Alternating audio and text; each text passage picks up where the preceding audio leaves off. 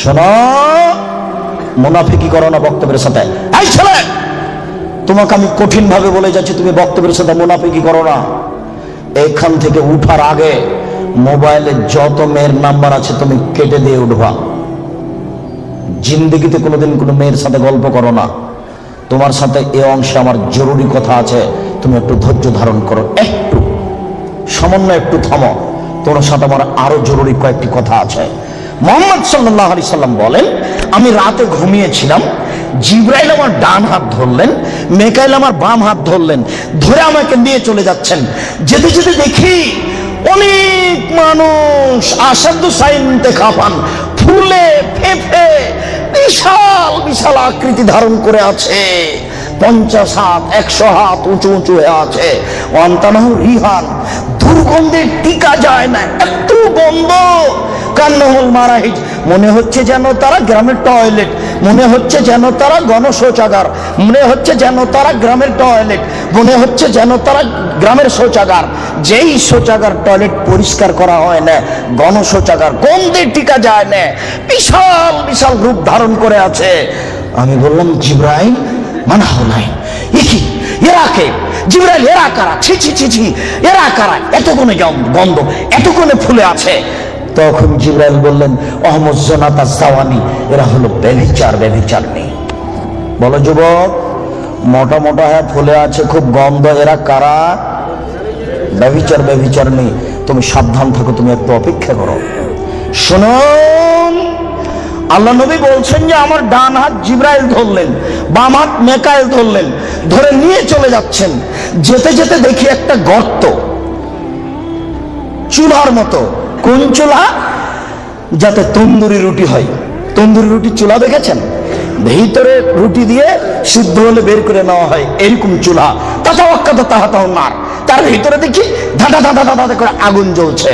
হাজা ইরতাফাও ইরতাফাও, আগুন যখন জোরে জ্বলে উঠছে তখন ওর ভিতরে যা কিছু আছে সব উপরে চলে যাচ্ছে। হাজা খামেদাত রাজা উফিহা, আর যখন আগুনটা কমে আসছে তখন সব নিচের দিকে চলে যাচ্ছে। ফিহারে জালুন অমেসাউন ওরাতন, তাতে দেখি পুরুষ এবং নারী জমা ধরে আছে উলঙ্গ অবস্থায়, পরনে কাপড় নেই কারো, এভাবে জমা ধরে আছে উলঙ্গ অবস্থায়। আগুন যখন জোরে জ্বলে উঠছে দাদা দাদা দাদা করে উপরে চলে যাচ্ছে, আবার যখন আগুন কমে যাচ্ছে তখন নিচের দিকে চলে যাচ্ছে, আর উপরে উঠলে মনে হচ্ছে যেন বের হয়ে পড়ে যাবে।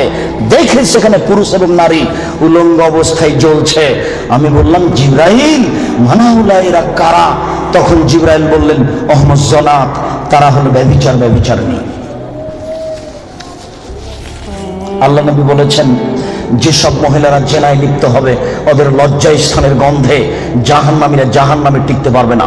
যেসব মহিলারা জেনায় লিপ্ত হবে ওদের লজ্জা স্থানের গন্ধে জাহান্নামীরা জাহান্নামে টিকতে পারবে না। যেসব মহিলারা জেনায় লিপ্ত হবে ওদের লজ্জা স্থানের গন্ধে জাহান্নামীরা জাহান্নামে টিকতে পারবে না। মুহাম্মদ সাল্লাল্লাহু আলাইহি সাল্লাম বলেছেন। শুনুন সম্মানিত দিনী ভাই, আবু হুরায়রা রাদিয়াল্লাহু তাআলা আনহু বলেন, রাসূল সাল্লাল্লাহু আলাইহি সাল্লাম বলেছেন, আল বিকরু বিল বিকরি জিলদুমি ওয়া তাগরিবু সানা, অবিবাহিত ছেলে মেয়ে যদি জিনায় লিপ্ত হয় তাহলে তাকে 100 লাঠি পিটিয়ে এলাকা থেকে 1 বছরের জন্য তাড়িয়ে দিতে হবে। তিনি বলেন, বিবাহিত পুরুষ নারী যদি জেনায় লিপ্ত হয় তাহলে তাকে ইট ঢেল পাথর দিয়ে মেরে মেরে মেরে ফেলতে হবে। এদেশের লাখো ভাবিকে ইট ঢেল পাথর দিয়ে মেরে ফেলতে হবে যারা দেবরের সাথে জেনায় লিপ্ত হয়েছে।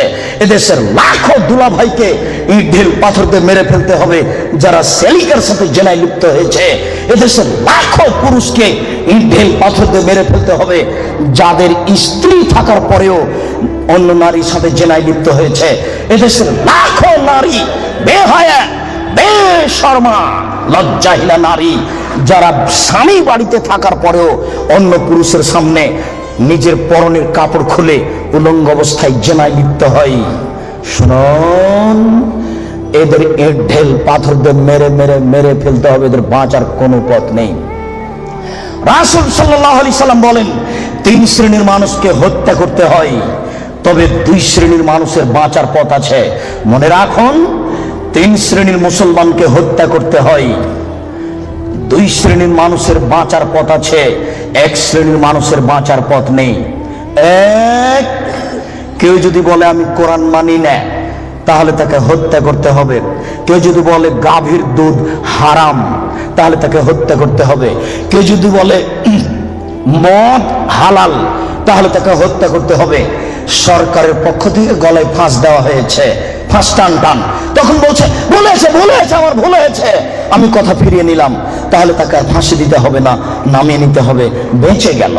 পাপ করেছিল হত্যার যোগ্য। আমি বুঝাতে পারলাম না মনে হয়। দুই, কেউ যদি কাউকে হত্যা করে তাহলে তাকে হত্যা করতে হবে, এর নাম কেসাস।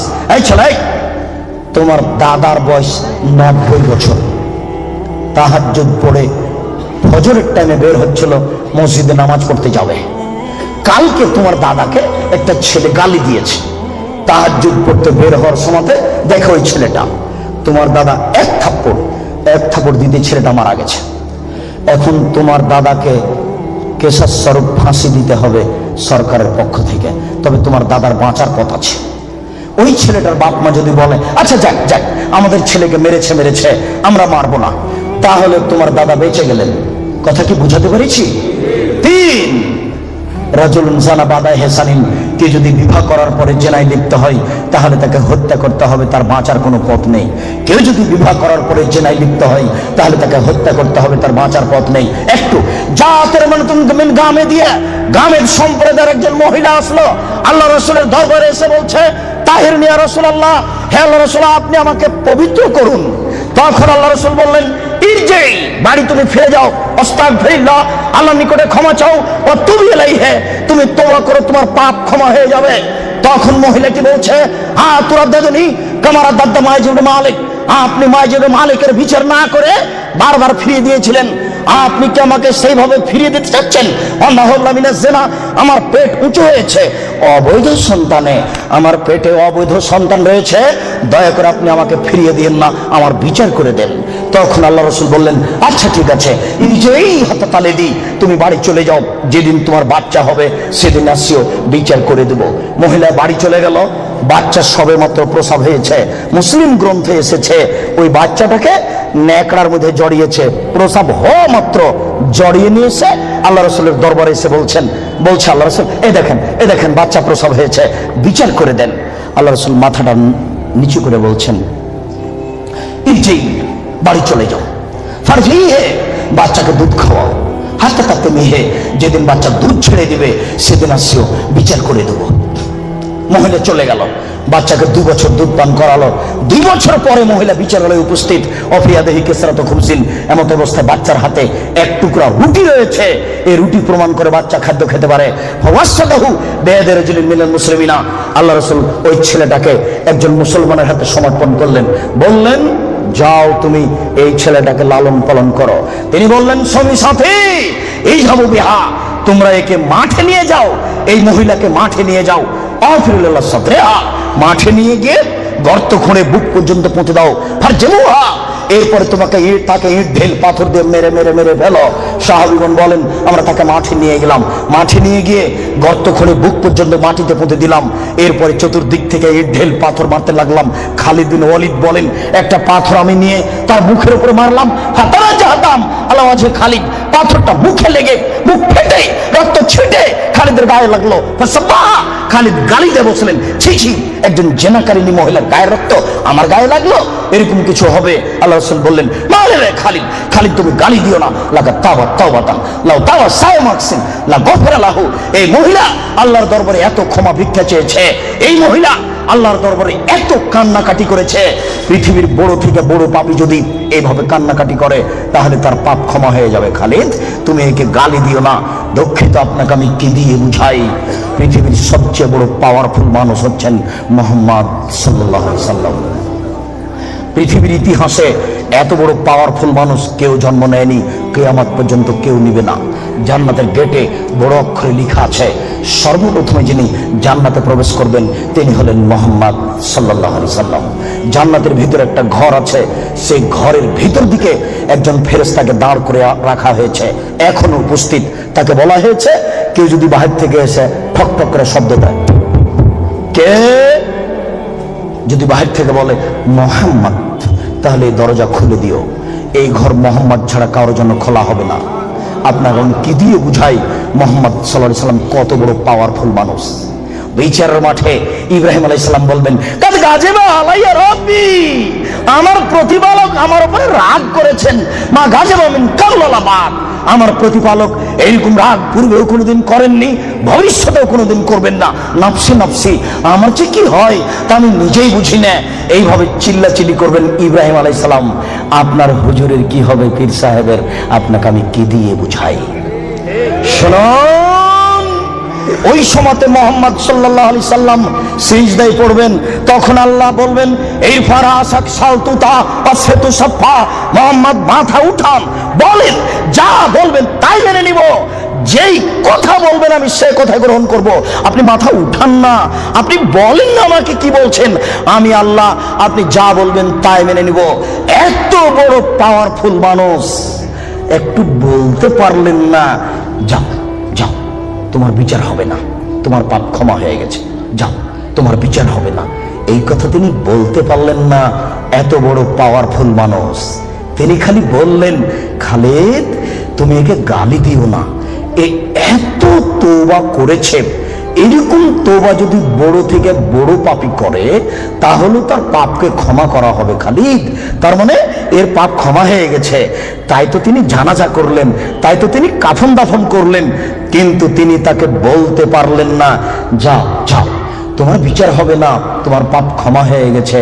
পৃথিবীর সবচেয়ে বড় পাওয়ারফুল মানুষ এ কথা বলতে পারলেন না। তার মানে বিবাহ করার পরে জেনায় লিপ্ত হলে তার দুনিয়াতে বেঁচে থাকার কোনো সুযোগ নেই। আমি আপনাকে কি দিয়ে বুঝাই শরীয়ত কি জিনিস? বিবাহ করার পরে জেনায় লিপ্ত হলে তার বেঁচে থাকার কোনো সুযোগ নেই। আব্দুর রাজ্জাক সাহেব, কথা বুঝেছি, একটু দয়া করে কোনো পথঘাট বলেন। জি, পথঘাট আছে, চিন্তা করবেন না, নিরাশার কিছু নেই। শুনুন, নিরাশার কিছু নেই। এই পাপ কার সাথে জড়িত? আল্লাহর সাথে জড়িত। আল্লাহ নবী বলেছেন, কেউ যদি জেনে শুনে 1 টাকা সুদ খায়, 36 বার জেনা করে যত পাপ হবে, 1 টাকা সুদ খেলে তার চেয়ে বেশি পাপ হবে। তিনি বলেছেন, সুদের পাপের 70টি ভাগ রয়েছে, ছোট ভাগ হলো মার সাথে জেনা করলে যেমন পাপ হয়। সুদ যত বড়ই পাপ হোক না কেন, সুদের পাপ কার সাথে জড়িত? আল্লাহর সাথে জড়িত। জেনার পাপ কার সাথে জড়িত? আল্লাহর সাথে জড়িত। যুবক, তুমি নিরাশা হবে না, নিরাশার কিছু নেই। শোনো, ওই মোড়ে উঠে এইখানে রিক্সা থেকে নেমে রিক্সাওয়ালাকে বলছো, এই রিক্সাওয়ালা কয় টাকা ভাড়া রে? 40 টাকা। হ্যাঁ বেটা, 20 টাকা ভাড়া, 40 টাকা চাও। এক থাপ্পড় দিয়ে 20 টাকা দিয়ে বিদায় করে দিলে। এখন এই পাপ তওবা করে ক্ষমা হবে না, মরা পর্যন্ত কাঁদলেও হবে না। এটা খুবই জটিল। জেনার পাপের চেয়ে রিক্সাওয়ালাকে একটা থাপ্পড় মারা কত যে কঠিন, আপনাকে আমি কি দিয়ে বুঝাই? এই ছেলে, তোমার বাপ দলীয় দাপটে জমি দখল করেছে, দিন রাত যদি তোমার বাপ তাহাজ্জুদ পড়ে হবে না। শফিকুল ইসলাম জাগরণী বলেছেন, লাভ হবে না কবর পাকা করে দিয়েছেন, বাপের কবর যদি স্বর্ণ দিয়ে বানান করে লাভ হবে না। নজরুল ইসলাম বলেছেন, মসজিদের পাশে কবর দিও ভাই। মসজিদের পাশে কেন, আপনার বাপের কবর যদি কাবা ঘরের নিচে ঢুকিয়ে দেন 1 পয়সা লাভ হবে না। শোনো, রিক্সাওয়ালাকে থাপ্পড় মেরেছেন, ক্ষমার পৃথিবীতে কোনো সুযোগ নেই। রিক্সাওয়ালাকে খুঁজে বের করতে হবে, খুঁজে বের করে হাত ধরে বলতে হবে, ও রিক্সাওয়ালা, আমি বুঝতে পারিনি গো, তোমাকে 1 থাপ্পড় মারা আমার ভুল হয়েছে, তুমি আমাকে মাফ করো। এই কথা বলার পূর্ব পর্যন্ত পৃথিবীতে কোথাও ক্ষমা নেই। এরা মানুষের সাথে জড়িত পাপ। এই ছেলে, তুমি দিন রাত গরু জবাই করো আর কসাই গোস্ত বিক্রি করো, কোটি টাকা ইনকাম করো, তাতে আসে যায় না। কোটি টাকা ইনকাম করো, তাতে আসে যায় না। প্রত্যেক দাঁড়িতে 50 করে গোস্ত কম দিয়েছ, এখন ক্ষমা নেও দেখি। কিয়ামত পর্যন্ত তওবা করলে এই পাপ ক্ষমা হবে না। জেনা যত বড়ই পাপ হোক না কেন, গোস্ত ঠগিয়ে বিক্রি করার চেয়ে ছোট, গোস্ত ঠগিয়ে বিক্রি করার চেয়ে অনেক বেশি বড় পাপ। এই ছেলে, তুমি তো শহরে প্রতারণা দিয়ে ব্যবসা করছো, এটা দাম কত? 1500। তুমি জানো যে এর দাম 300। আচ্ছা 300, তুমি 500 চাও। চলন্ত বাজার যদি এর 2000 টাকা হয় তবু জায়েজ। তুমি জেনে শুনে বললে 1,500 টাকা, তার মানে তুমি প্রতারণা দিয়েছ। একদিনে যদি কোটি টাকা ইনকাম হয় তবু তোমাকে একদিন ভিক্ষুক হতেই হবে। তুমি এইভাবে ব্যবসা কোনোদিন সফলতা অর্জন করতে পারবে না। শুনুন, ডবল দাম নেওয়া যায়, প্রমাণ 10 গুণ দাম নেওয়া যায় যদি চলন্ত বাজার সেটা হয়। প্রমাণ আল্লাহ রাসূল বলেন, আনাস এই যে 1 টাকা নাও, ছাগল কিনে নিয়ে আসো। আনাস বাজারে গিয়ে 1 টাকা দিয়ে ছাগল কিনে আরেক জায়গাতে 2 টাকায় বিক্রি করেছেন। 2 টাকা দিয়ে বিক্রি করে আবার 1 টাকা দিয়ে একটা ছাগল কিনেছেন আর 1 টাকা নিয়ে চলে এসেছেন। আল্লাহ রাসূল এনেন একটা ছাগল আর 1 টাকা। আনাস কি ব্যাপার, তোমাকে যে আমি টাকা দিয়েছি একটা ছাগল কেনার জন্য, তো টাকাও দিচ্ছ ছাগলও যে দিচ্ছ। আল্লাহ রাসূল, আমি বাজারে একটা ছাগল কিনে ওকে 2 টাকায় বিক্রি করেছি, তারপরে 1 টাকা দিয়ে আরেকটা ছাগল কিনেছি আর 1 টাকা ফিরে নিয়ে এসেছি। আচ্ছা আচ্ছা, বারাকাল্লাহু ফি তিজারাতিক, আল্লাহ তোমার ব্যবসাতে বরকত দান করুক। কি বুঝলেন? ডবল দামে বিক্রি করেছি। ঢাকার ওই পারে যদি 1 টাকা বড় 600 টাকা গজ হয় আর এই পারে যদি 1200 টাকা গজ হয় তবুও জায়েজ। হোমিও ডাক্তার আমাকে বলছে, আব্দুর রাজ্জাক সাহেব মাত্র এই বোতলে 10 টাকার ওষুধ আছে, আমি এখান থেকে 1 ফোঁটা ওষুধ দিয়ে 3000 টাকা নিই, যদি টাকা কম নিই তাহলে তার ভরসা কমে যাবে। একদিন পরে আবার এসেছে, এসে বলছে ওষুধ দেন। কি করি, আমিও নিরুপায়। তখন এমনি পানি দিয়েছি, কিচ্ছু না, পানি দিয়েছি, দিয়ে 500 টাকা নিয়েছি। যদি 50 টাকা নিই তাহলে সে মনে মনে বলবে আমাকে কোনো ওষুধ দিল না, আমি কি করব? তখন আমি বললাম, ব্যবসা করো, প্রতারণা দিও না। চলন্ত বাজার যদি 1,500 টাকা হয় তাহলে নেও, অথবা 500 টাকা নেও, ওই সময় 200 টাকা নিও। তুমি বুঝতে পারছো এটা প্রতারণা, এমন কিছু করো না। জেনার চেয়ে এটা অনেক অনেক অনেক জটিল। সম্মানিত উপস্থিতি, এই ছেলেরা, তোমাকে আশ্বস্ত করছি, নিরাশা হয় না। তবে আমি তোমাকে বলেছি, এখান থেকে উঠার আগে মোবাইলে যেন আর কোনো মেয়ের নাম্বার না থাকে। এবার শোনো, তুমি যদি আজকে মোবাইলের সব নাম্বার কেটে দিতে পারো আর তুমি যদি বলতে পারো আমি জিন্দেগিতে আর কোনোদিন কোনো মেয়ের সাথে কথা বলবো না, তাহলে তুমি যে কোনো বিপদ থেকে বেঁচে যাবা। আমি আলোচনার শেষের দিকে আসছি। সম্মানিত উপস্থিতি, জি আপনারা ধৈর্য ধারণ করুন। 2 জন ইসলাম গ্রহণের অপেক্ষায় আছে, আমাদের হাতের হাত রেখে ইসলাম গ্রহণ করে আমরা তাড়াতাড়ি শেষের দিকে চলে এসেছি। একবারে এক পায়ে দাঁড়িয়ে থাকেন, যে কোনো বিপদ থেকে বেঁচে যাবেন এই পথ বন্ধ করতে পারলে। প্রমাণ, 3 জন লোক রাস্তায় হাঁটছিল, বৃষ্টি আসলো, পাহাড়ের গর্তে ঢুকলো, একটা বড় পাহাড়, বড় পাথর মুখের উপরে আসলো, আর তারা বের হতে পারবে না। একজন বলল, আল্লাহ আমার বাপ মাকে ভালোবাসি, পাথরটা সরিয়ে দাও। আল্লাহ বলেন, আচ্ছা ঠিক আছে, একটু দিলাম। একজন বলল, আল্লাহ আমি একটা লোককে কাজে নিয়েছিলাম, অর্ধেক দিন কাজ করার পরে চলে যাবে। আমি বললাম, টাকা নাও। বলছে, না নিব না। কদিন পরে এসে বলছে, টাকা দেন। আমি বললাম, গরু ছাগল নিয়ে যাও। আমাকে বলছে, মজাক করবেন না, একদিনের টাকা দেন।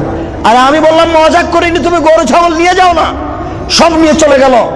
আমি যদি তোমাকে সন্তুষ্ট করার জন্য এই কাজ করে থাকি, পাথরটা সরিয়ে দাও। আল্লাহ বললেন, আচ্ছা ঠিক আছে, আমি সরিয়ে দিলাম। 3 জনের তৃতীয় জন বলছে, আল্লাহর নবী আমার একজন চাচাতো বোন ছিল, আমি তাকে জীবন বাজি রেখে ভালোবাসতাম, আমি তার সাথে জেনা করতে চাইলাম, ফাবাত, সে নাকচ করে দিল। আমাকে বলল, এই তুই যদি 100টা স্বর্ণের টাকা আমাকে দিতে পারিস আমি রাজি। আমার ভেবেছিল আমি গরিব মানুষ, 100 টাকা সংগ্রহ করতে পারবো না। হাড় ভাঙা পরিশ্রম করে 100 টাকা নিয়ে উপস্থিত, আমার বোনের হাতে দিলাম। আমি তার 2 পায়ের মাঝে বসলাম, আমি জেনা করব। তখন আমার বোন বলছে, আব্দুল্লাহ, হে আল্লাহর বান্দা, ইত্তাকিল্লাহ, আল্লাহকে ভয় কররে, ওরা তাত্তাহিল খাতামা, তুই আমাকে অসতী প্রমাণ করিস না। হে আল্লাহর বান্দা, তুই আল্লাহকে ভয় কররে, আমাকে অসতী করিস না। ফাকুনতা আনহা, আমি ওখান থেকে উঠে গেছি, তোমার ভয়ে পাথর সরিয়ে দাও। আল্লাহ বলেন, আচ্ছা ঠিক আছে, আমি পাথর সরিয়ে দিলাম। এ দেখো, বিপদ থেকে বেঁচে গেল জেনা বন্ধ করার কারণে। আমি মনে বুঝাতে পারলাম না, বুখারী মুসলিমের হাদিস। 2, এই ছেলে শোনো, শুধু বাঁচা নয়, আজকে থেকে তুমি যদি বলতে পারো, কোনো মেয়ে যদি তোমার সাথে জেনার গল্প করতে চাই, তাহলে তুমি মোবাইলে বলবা ইন্নী আখাফুল্লাহ, আমি আল্লাহকে ভয় করি। জিন্দেগিতে আমি তোমার সাথে আর কোনোদিন কথা বলবো না, তুমি আমার সাথে কথা বলবো না। এই কথা যদি তুমি বলতে পারো, বিচারের মাঠে তুমি বিশেষ ছায়াতলে 7 শ্রেণীর মানুষ থাকবে, তবে তো তুমি একজন। বুখারী মুসলিম, আমি কি বুঝাতে পেরেছি? তার মধ্যে তুমি একজন। 3, এবার তোমাকে ছেড়ে চলে আসলাম তোমার বোন আর তোমার মায়ের কাছে। রাসূল সাল্লাল্লাহু আলাইহি ওয়াসাল্লাম বলেছেন, কেউ যদি 4টি কাজ করতে পারে, কোন নারী যদি 4টি কাজ করতে পারে, জান্নাতের যে কোনো দরজাতে ঢুকতে পাবে। 1, 5 ওয়াক্ত নামাজ পড়বে। 2, রমজান মাসের রোজা থাকবে। 3, স্বামীকে মেনে চলবে। 4, জেনায় লিপ্ত হবে না, জান্নাতের যে কোনো দরজাতে ঢুকতে পাবে, কোনো সমস্যা নেই। এবার সবার জন্য আল্লাহ তাআলা বলেন, ওয়ানাহান নাফসা আনিল হাওয়া ফাইনাল জান্নাতাল হিয়াল মাওয়া।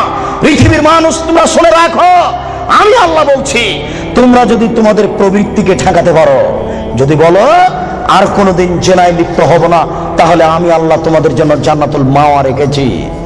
যারা প্রবৃত্তিকে ঠেকাতে পারবে তাদের জন্য আল্লাহ জান্নাতুল মাওয়া রেখেছেন। সম্মানিত উপস্থিতি, জেনা যত বড়ই পাপ হোক না কেন, আজকে আপনি সেখান থেকে ফিরে আসার চেষ্টা করুন, আল্লাহ আপনাকে রক্ষা করবেন ইনশাআল্লাহ। সম্মানিত উপস্থিতি, শেষের দিকে এসে বলছি, আপনারা জানেন আমি 12 থেকে 15 বছর থেকে ঢাকায় আছি। তখন থেকে আমি ভাবছিলাম, একটা ঢাকায় বা ঢাকার আশেপাশে কোথায় একটা বিশাল ভূখণ্ড পাওয়া যাবে, যেখানে একটা উন্নত মানের প্রতিষ্ঠান গড়া যাবে। ঘুরতে ঘুরতে দেখলাম, এই যে 300 ফুট রাস্তার মাথায় পূর্বাচলের পাশে দেবই বাজারের এখানে এলাকার লোকেরা 14 বিঘা জমি আমার হাতে হস্তান্তর করেছে। 2013 সালের 24 আগস্ট রোজ মঙ্গলবার আমি বলেছি জনগণের উদ্দেশ্যে, আমার হাতে টাকা নাই এ কথাও সত্য, এখানে প্রতিষ্ঠান গড়বে এ কথাও সত্য, ইনশাল্লাহ গড়বেই গড়বে যে কোনো মূল্যে। আপনি এখন দেখতে গেলে খুশি হয়ে যাবেন। ছেলেদের মেয়েদের উন্নত মানের থাকার ব্যবস্থা রয়েছে, উন্নত মানের খাওয়ার ব্যবস্থা রয়েছে। ভর্তির তারিখ 2রা জানুয়ারি রোজ শনিবার। ছেলেদের মেয়েদের উন্নত মানের থাকার ব্যবস্থা রয়েছে, উন্নত মানের খাওয়ার ব্যবস্থা রয়েছে। কোটি টাকা লাগে না, লক্ষ টাকা লাগে না। অত টাকা খরচ করে কি করবেন? 1 to 0 পড়িয়ে ওখানে ছেলে মেয়ে নিয়ে যান। আপনি প্রতিষ্ঠানকে মূল্যায়ন করুন। মর্মে আমার প্রথম কথা, একটু আল্লাহকে বলবেন, আল্লাহ আব্দুর রাজ্জাক সাহেব যে পদক্ষেপ নিয়েছে এটা তুমি কবুল করো আল্লাহ। এরপর আমাকে পরামর্শ দিবেন, আমি আপনার পরামর্শ মূল্যায়ন করব। আমি চাচ্ছি এখানে ছেলেরা বাংলা, ইংরেজি, আরবি উন্নত মানের শিক্ষা অর্জন করে অন্যায়ের বিরুদ্ধে লড়বে, মুখে কলমে মিটিয়েই। ইনশাল্লাহ তারা লড়বে, সময়ের ব্যবধান। এরপরে আপনাকে যেটা বলেছি, আল্লাহর নবীর চলেনি টাকা ছাড়া, আমার চলবে টাকা ছাড়া, এই কথা আমি মনে করি না। যার যতটুকু সম্ভব এখানে ব্যয়বহুল খরচের প্রতিষ্ঠান নির্মাণ কাজ চলছে। ছেলেদের মেয়েদের পৃথক পৃথক আবাসিক ব্যবস্থা, মসজিদের পরিকল্পনা এবং শিক্ষক আবাস সব মিলেই অনেক বড় কাজ চলছে। আমি বিশ্বাস করি পতিতালয়ের মহিলা যদি কুকুরকে পানি পান করে জান্নাত যেতে পারে, আপনি যদি এখানে টাকা দিয়ে অংশগ্রহণ করেন আপনি জান্নাত পাবেন ইনশাআল্লাহ, এতে আমি বিশ্বাসী। এই প্রতিষ্ঠানকে মূল্যায়ন করুন। শেষের কথাটি, আমরা চিরদিন থাকবো না, এই কথাই ঠিক। আমার কাছে বিদ্যা নেই, এরপরেও ভাঙাচোরা বিদ্যা দিয়ে এই বই পুস্তকগুলি লেখার চেষ্টা করি। কে বড় ক্ষতিগ্রস্ত, কে বড় লাভবান, আদর্শ পরিবার, আদর্শ নারী, অনেক বই আছে। আর দোয়ার আলোচনা আছে, বিস্তারিত দোয়া কোথায় কি পড়তে হবে, সব বইগুলি স্টেজ থেকে সংগ্রহ করবেন। সকল দিনই ভাই বোনকে বইগুলি স্টেজ থেকে সংগ্রহ করার অনুরোধ রেখে আল্লাহকে বলছি, আল্লাহ আমাদের যারা মারা গেছে তুমি তাদের কবরের শাস্তি মাফ করো। আমরা যারা অসুস্থ তুমি তাদের আরোগ্য দান করো। আমরা যারা বেঁচে আছি তুমি তাদেরকে তোমার রাসূলের পদ্ধতি অনুযায়ী চলার তৌফিক দান করো। এই দাবি, এই দাওয়া, এই দোয়া তোমার দরবারে রেখে আজকের সংক্ষিপ্ত আলোচনা এখানে শেষ করলাম।